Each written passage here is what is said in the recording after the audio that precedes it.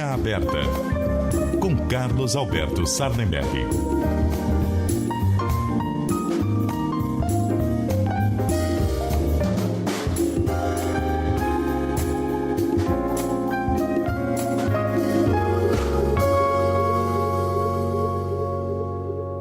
Bom dia para você, Carlos Alberto Sardenberg. E aí, Milton, bom dia, Cássia, bom dia, ouvintes. Bom dia, Carlos Alberto. Deixa eu fazer só um parênteses rápido aqui, só para não deixar dúvida na informação que nós trouxemos agora há pouco. O que o Copom disse através da sua ata é que não hesitará em aumentar a taxa, né? se a taxa assim de for, juros. a taxa de juros, se assim for necessário. O movimento é tentar derrubar a inflação. Bom, fechado o parênteses, até porque a gente vai olhar também para as contas públicas e eu queria a sua avaliação aí do relatório da Receita de receitas e despesas que foi divulgado.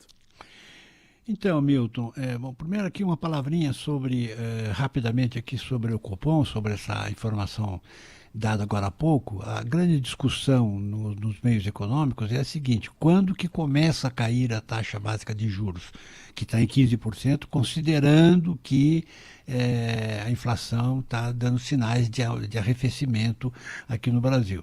Então, o pessoal, havia alguns que achavam que no cenário otimista, as taxas de juros, taxa Selic, poderia começar a cair no final deste ano, na última reunião deste ano. Mas pela ata agora divulgada, pela ata agora divulgada, a informação mais comum é que a queda de juros, a redução de juros, só fica para o ano que vem. Né? Que a taxa Selic continua em 15% por um período prolongado. É difícil saber o que é um período prolongado, mas não é 2 meses, né? Não é um mês, 2 meses. Então a ideia é de que a queda da taxa de juros fica só para o ano que vem. Essa tornou-se a expectativa dominante aqui no mercado e nos meios econômicos. Bom, quanto às contas públicas, é o seguinte: a cada bimestre o governo faz uma avaliação de como está o andamento do orçamento, né, para o ano todo. Então, ontem saiu a revisão do orçamento do quarto bimestre do ano e que tem um detalhe aqui que é bastante importante salientar. A meta das contas públicas para 2025 é zero, déficit zero, né? Quer dizer, dá receitas iguais a despesas. Mas tem na regra lá do arcabouço fiscal uma norma que diz o seguinte, que se pode haver uma variação do déficit de 0,25% do PIB para mais ou para menos. Para mais seria o seguinte, quer dizer, digamos que a meta é zero e o governo faz um superávit de 30 bilhões. Está na meta, né? Está na meta porque tem essa margem de tolerância. Mas no caso, o governo está usando a margem de tolerância para baixo. Então, quando você olha lá o resultado das contas, você visa o seguinte: a previsão das contas públicas para esse ano, você verifica que tem um déficit previsto de 73 bilhões e meio de reais. Então, o déficit nesse ano seria de 73,5 bilhões de reais. Só que o governo diz que está cumprindo a meta. Por quê? Porque nesses 73 bilhões de reais de déficit estão aquelas despesas que, com base em diversas decisões, inclusive decisões do Supremo, são despesas que são tiradas da conta, não vale para a conta. Então, você tira despesas da conta e aí o que acontece?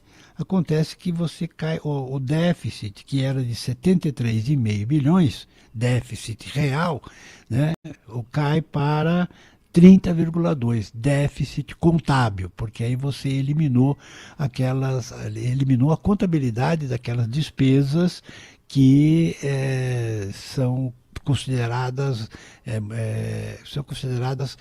muito importantes, urgência, teria que fazer e tal, está fora do planejamento e, portanto, não contam para o déficit. E o resultado é que o déficit fica em 30 bilhões e aí está dentro da meta, porque a meta é 0, mas podendo ir até um déficit de 31 bilhões. E só que o que vai se verificando no decorrer do ano é que, em vez de buscar o resultado negativo, 0, buscar o resultado 0, o que o governo está fazendo, ele está buscando o piso da meta, que é 31 bilhões de reais. Né? Então, na verdade, você tem uma mágica aí, que um déficit de 73 bilhões acaba virando um déficit de 30 e que é 0.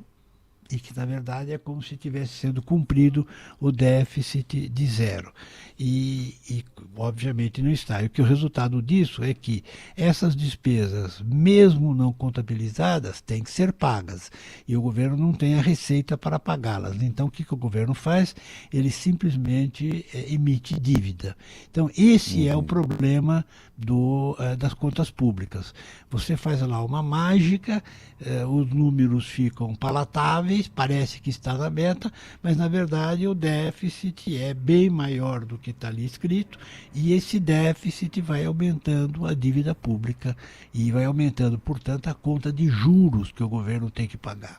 Então, esse é o problema que nós estamos enfrentando e que vai levar esse ano e certamente vai acabar levando ano que vem. Os analistas acham que não tem a menor chance do governo Lula neste ano fazer qualquer tipo de ajuste e muito menos no ano seguinte, que é o resultado, que é o ano eleitoral. Então, está se dando assim de barato que o ajuste das contas públicas, grave, alto, importante, vai ficar para o próximo governo a ser eleito em 2000, ou seja, para 2027. Até lá, a dívida aumenta e a conta de juros aumenta também. É isso aí, Milton. Muito obrigado, Sardenberg, pela sua análise. Valeu, até mais. Até mais. Até.